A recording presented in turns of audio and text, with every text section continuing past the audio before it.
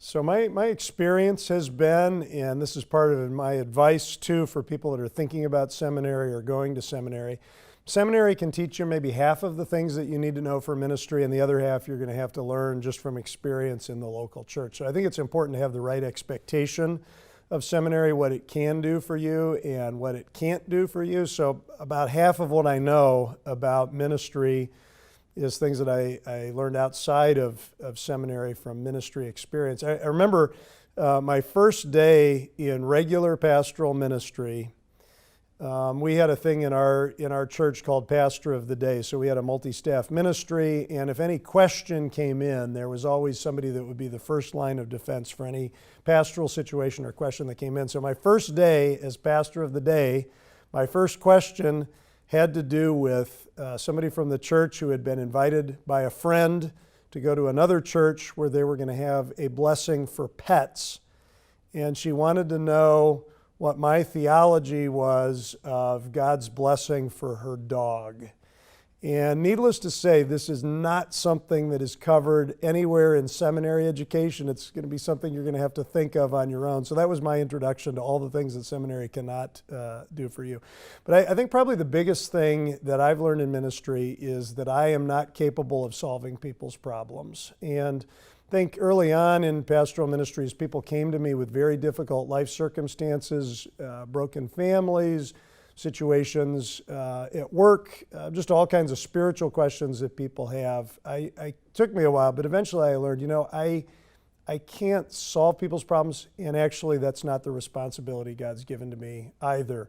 He's given me a ministry of the Word and a ministry of prayer, and both the Word and prayer speak into people's life situation, but not in a way that really calls me as a pastor to solve their problems. So one of the questions I like to ask people when they come in for spiritual help is, what do you think that I can do to help you?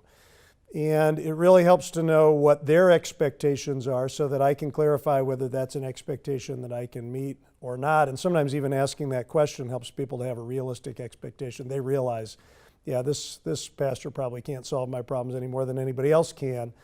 But there are things I can do. I can minister God's Word to them, and I can pray for them, and I can walk with them through the trial that they're going through. I also like to ask a question like this: how do you see God at work in this situation? What is it that you've been asking God to do? What has been most helpful to you from God's Word as you have walked through this trial?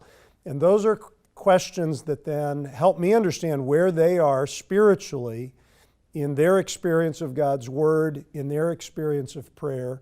And that gives me a starting point for helping to know how I can help them through prayer, and also where I can point them to in God's Word that may be helpful.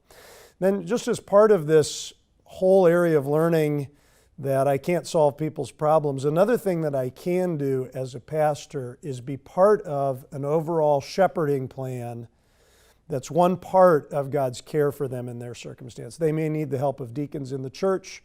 They may need professional counsel. They may need medical help. There are all kinds of things that may be important for them in addressing their life circumstances. But I can be a pastor, I can be a shepherd in the ministry of God's Word and of prayer, and I can be part of a shepherding plan to help them in their current trial.